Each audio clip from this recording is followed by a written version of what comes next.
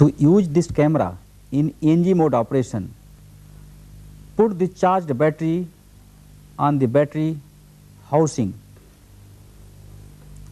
and lock it. Before switch on the camera,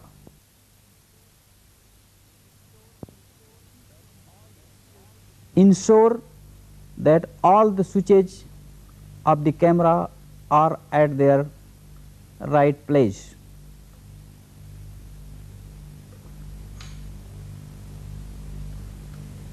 Ensure their position once again.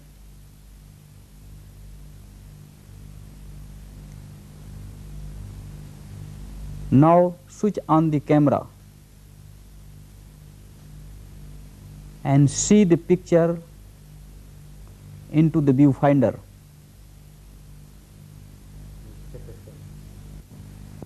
If you like, you may adjust the position of viewfinder according to your suitability.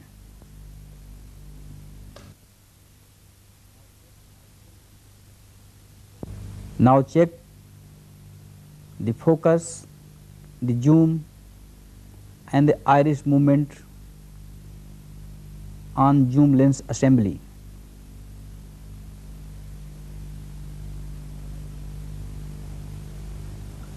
Connect the output of this camera into your monitor. This is the main socket for this monitor. First, give power to monitor.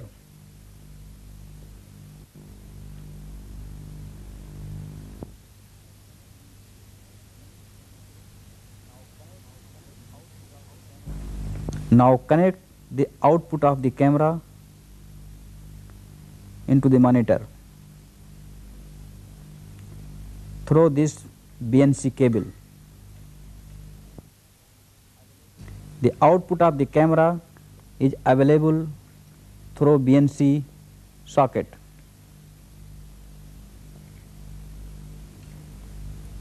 And this cable goes to CCBS input of the monitor.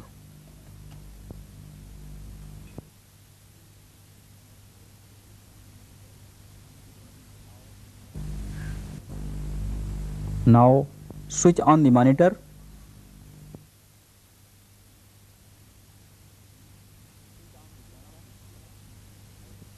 Switch on the camera and see its output on the monitor screen. Now to check the zoom, first zoom it out. To check the zoom in,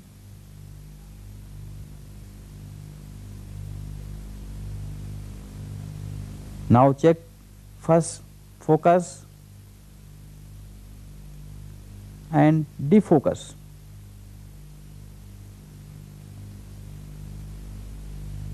This is the defocus condition and this is the focus condition of the picture. Zoom it out. The camera is in perfect working condition.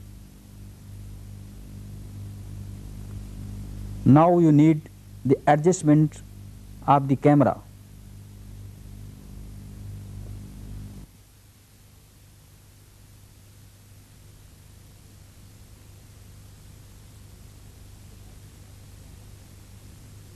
You have the tested camera in ENG mode of operation, means electronics news gathering.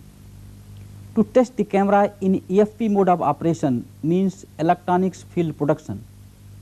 Certain operations are remote control. In this mode of operation, the zoom, pan, tilt and focus, they are in the hands of cameraman, and the rest are with remote control unit, means camera control unit. To test the equipment as well as the camera in EFP mode operation, we have some more equipment, and these are here. This is vectorscope, this is waveform monitor, this is CCU or camera control unit, and this is monitor. To test the camera, first switch on the CCU and put in color bar mode. Now switch on the vectorscope and see the corresponding color vector on the vectorscope. These are here, and since the color vectors are not coming at their proper position, adjust the phase. Now switch on the waveform monitor and see the output of the wave, and this is the 1 volt output. To change the camera from color bar to actual picture, change this switch from bar to camera. Now the picture is available on the monitor screen, but really this is not giving the true color of the picture. It means camera needs some more adjustments, and these adjustments are available in camera control unit. These are gains, knee, white and black balance, shutter, subcarrier oscillator, and horizontal phase, and camera cable compensation. To adjust one by one, let us see the adjustments. At present, it is in auto mode.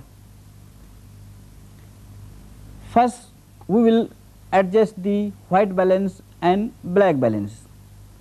To adjust the white balance, we have to place a white screen in front of camera. So let us see the white balance and observe its reaction on the monitor screen.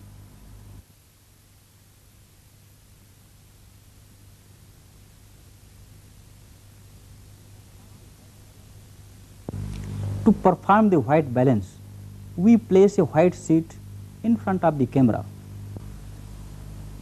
Put this switch in down position and watch the indicator.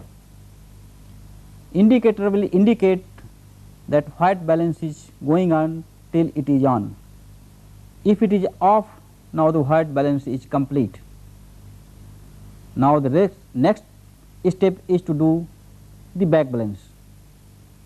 To perform the black balance, we have to cover the camera lens.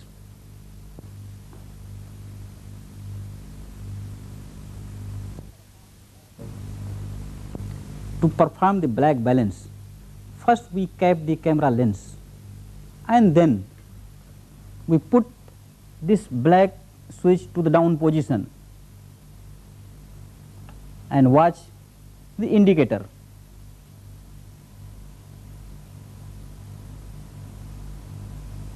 If light goes, means the black balance is over.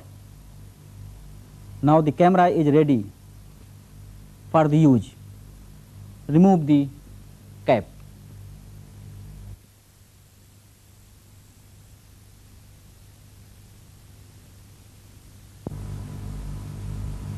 See the effect of other switches, such as gain. At present it is in 0 dB position, now it is 9 dB. See the effect in the monitor, now it is 18 dB. See the effect. These gain positions are required as per the light availability. To check the white balance and black balance manually, shift the switch from auto to manual mode, and we can see the effect by changing these presets. See the monitor. At present, this is the R gain potentiometer. Now this is the blue gain potentiometer. For pedestal, this is red pedestal, this is the blue pedestal, this is the detail level.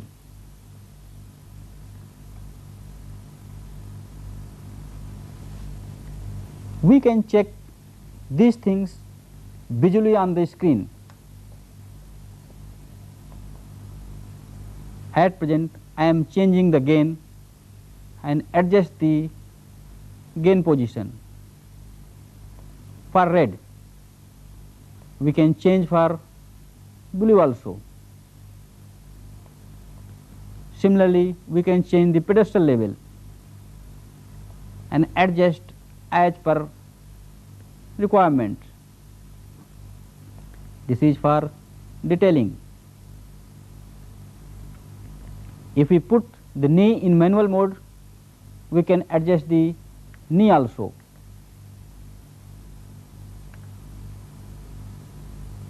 Corresponding knee level we can adjust.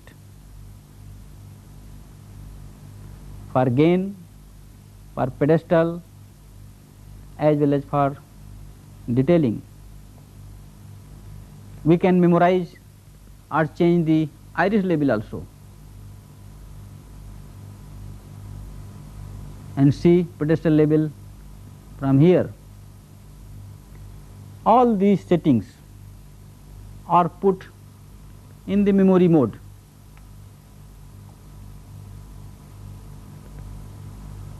Once they are memorized,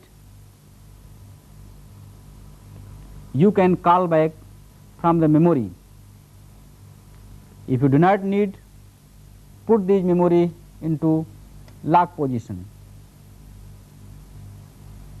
When this is in lock, it will not give any variation, no variation by any preset. The subcarrier phase and the edge phase is adjusted in comparison to other camera. So while installing this CCU along with the other camera control units, will adjust the subcarrier phase and edge phase. When we do not need the memory part, we switch it off.